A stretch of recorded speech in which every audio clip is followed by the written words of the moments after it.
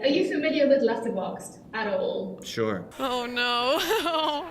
Letterbox. If you ask anyone about their 4 favorite movies, My 4 favorite of all time. My 4 favorite films? 4 favorite films. Oh my God. My 4 all-time favorite films. you will get many different answers. The Decline of Western Civilization. Bicycle Thief. Mikey and Nikki. I just saw it for the first time a couple weeks ago. I love watching these because they tell you a lot about the people in question. Their choices might be different, but the reasons are generally the same. In whichever character or story, they see themselves portrayed on the screen. But where did this desire to have our emotions validated by watching movies come from? Lacan believes it originates when we first discover our reflection in the mirror. He calls this the mirror stage, when we first become conscious of our individuality. Trying to bait that guy out. The art world acts as a mirror in the same way. We resonate with certain pieces because they reveal intimate aspects about ourselves. This is the crux of identity-based spectatorship theory. It seeks to understand how we relate to the films we watch. Theorists like Lacan and Freud have argued the existence of a universal spectator.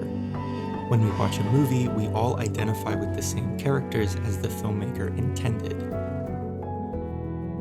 Cultural theorist and filmmaker Manthia Diawara disagrees. He argues that one type of audience shares this experience the most: the straight white male. In his paper entitled Black Spectatorship, Problems of Identification and Resistance, Diawara writes, specifically as an African film scholar based in the North American context, I am interested in the way that Afro-American spectators may, at times, constitute a particular case of what I call resisting spectatorship. The truth is that audience members are not identical. Some will have to resist a film's cultural and historical accuracies to engage the way the filmmaker intended. How did you 2 rats get in here? Diawara gives 2 examples of resisting spectatorship. The first is a scene from The Birth of a Nation. The Birth of a Nation is a racist propaganda film from 1915 directed by D.W. Griffith. It is a cautionary tale about the perceived threat of slaves gaining freedom. Like Gone with the Wind, The Birth of a Nation tells its story from the perspective of the Confederacy. They saw the abolishment of slavery as a threat to Southern tradition. So in these films, most white people are the heroes and most black people are the villains. The scene that Diawara focuses on illustrates this duality. It takes place after Colonel Ben Cameron is inspired to establish the Ku Klux Klan. His daughter Flora takes a walk in the woods. Gus, an emancipated slave and captain, follows Flora and proposes to her. But Flora rejects him, so a chase ensues. Flora is so afraid of Gus that she jumps off a cliff where the colonel finds her dead. The film's editing, mise-en-scène, and music help to illustrate who the hero and villain of this scene are. The scariest part of The Birth of a Nation is its ability to substantiate a lie. Diawara writes, the argument that blacks in the South were docile and happy with their condition as slaves, and that black Northerners were only rebellious mulattoes aspiring to be white, is totally unconvincing once it is compared to historical accounts of the Black American experience. But films have been altering the Black experience far more recently than The Birth of a Nation. Diawara uses The Color Purple from 1985 as one contemporary example. The film was adapted from Alice Walker's book of the same name and directed by Steven Spielberg. The Color Purple takes place at the start of the 20th century. It follows the life of Celie, an African-American woman who faces oppression, abuse, and discrimination. Diawara highlights the scene when Mr. chases Nettie on her way to school. The scene shares many similarities to The Birth of a Nation. Both take place in the forest, the girls engage in innocent activities, playing with squirrels or on their way to school. Griffith and Spielberg both use techniques to distort their villains' faces. Now you might say, but these movies are set around the late 1800s and are both about the effects of slavery. One of them is obscenely racist. There were misconceptions then that we know are wrong today. Yet, black actors are working currently whose careers have been defined by their portrayal of the punished and disciplined black man. Start of the 15th and final round. We're going down. No way. There we go. Diawara believes that in the 80s, that man was Eddie Murphy. The ice cream man is coming! He writes, black male characters in contemporary Hollywood films are made less threatening to whites either by white domestication of black customs and culture, a process of deracination and isolation, or by stories in which blacks are depicted playing by the rules of white society and losing.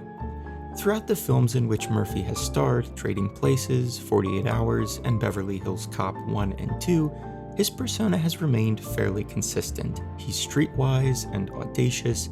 He's often cast as a little black fish dropped into a large white pond. As the Beverly Hills Cop, he leaves Detroit for an assignment in Los Angeles. In 48 Hours, he leaves the prison to team up with the white policeman Nick Nolte.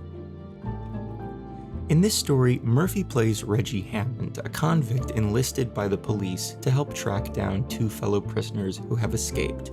He receives a badge, a gun, and handcuffs. The irony of the situation is clear.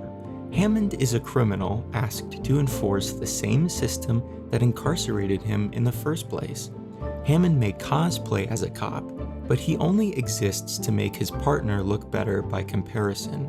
Hammond is flashy, phony, and lacks integrity. His partner, played by Nick Nolte, is far more professional. He is an authentic figure of authority. This is because Nolte can play the hero in white society.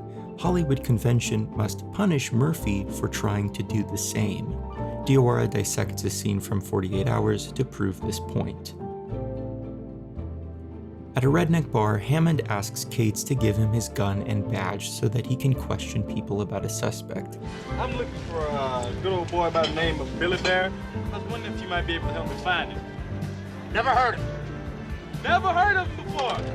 But Hammond can only get their attention once he displays an act of violence. Look at here. Diawara notes how Hammond's violence fascinates the bar patrons, just like the topless dancer. This indicates that Hammond commands their attention, but not their respect.